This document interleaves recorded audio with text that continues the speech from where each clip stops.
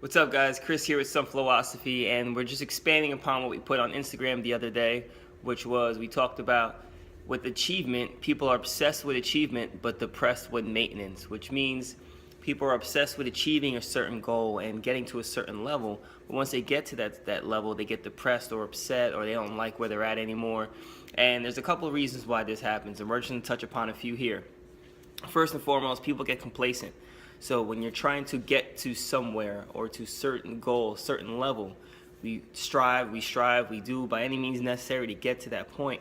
And then when we get there, we start to get lazy. We get complacent with the job because at first it's new, it's exciting, it's information, and in our brain it's getting this new wiring going on. So it's like all these motor neurons and everything, and we're learning all this cool stuff, and our brain's going 1,000 miles an hour, and we're very stimulated. But once we start to understand the process, it's similar to learning a brand new language. It's fun, it's exciting at first, you're trying to sound out words, you're trying to figure out how these pieces of the puzzle go together. But once you learn it, it's just language. It's just like every other language. So once you learn the job or the skill set you need for a certain job, once you get to the point of actually doing the thing, it becomes like, all right, well, it's just another thing you're doing. So it loses the excitement. It's similar to chasing a relationship. You chase a girl or a guy, whatever.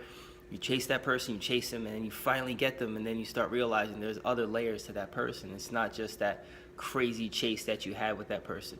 So that's one of the first reasons why people start to lose interest, is because they get complacent with where they're at. Another reason why people start to lose interest is that you find the flaws within the thing that you were chasing. So let's say you're chasing a certain job, and at first you're on the outside looking in. So let's use, for example, like a celebrity status. You want to be a singer or something like that, and you're trying hard and you're doing all this stuff and you're trying to get recognized, and then you finally make it and you hit that big break and you become a singer and you're signed by a big label, and then you start to realize that this thing that you've been chasing is not what you thought it was, because you get there and then you realize there's touring, there's 100 million people with their hands in your pocket trying to take your money. There's all kinds of stuff with the label, with selling the record. You have to put out a certain date. The people want to hear this music. They don't want to hear what you want to make. And then producers say they want this, and this person wants this.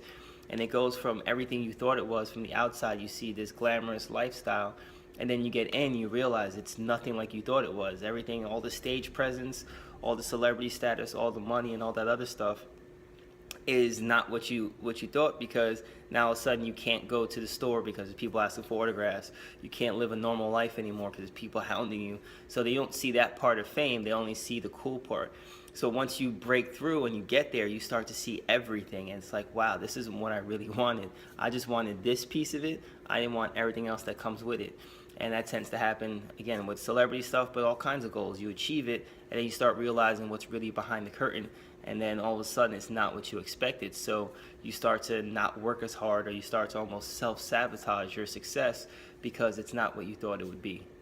Another reason why people start to lose it once they achieve a certain goal is that when the person you have to become to achieve that goal no longer is that same person you once were. So many things have to change. So let's say, for example, you get this big corporate job, and now that job has certain demands for it. So you have to travel, you have to be in the office from morning till night, and there's a lot of things that come with that big salary. Now all of a sudden you can't be the same person you were. Like, you're still you, but your time is now so taken by the job or career or the goal that now you lose a lot of your friendships. And what tends to happen is when people make it to a certain level, they start losing friends because now they have to dedicate all their time and effort into the thing they wanted to achieve. And not saying it's good or bad, it's just, it is what it is. So you start having, your friends from back home. Let's say when you first go to college, you lose a lot of friends from high school. When you graduate college, you go to your first job, you lose a lot of friends from college because you start to evolve and change. And sometimes people personally can't handle that change. They miss those friendships. They miss what they call the glory days. They don't want to live this certain life. They don't want to be this certain person, but they have to be that person in order to maintain the goal or the thing that they've gone after. So then they regress, or they go back and say, you know what, I don't really want that, and they go on to something else. But that's a decision that you have to make as a person. Do I want to be the person to maintain and live this, or do I want to be someone else? So you have to decide who you want to be. But in order to achieve certain things, you have to become a certain person, and that's just the reality of the situation.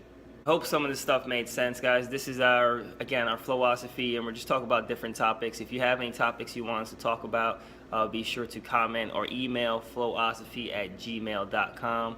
We'll talk to you next time. Peace.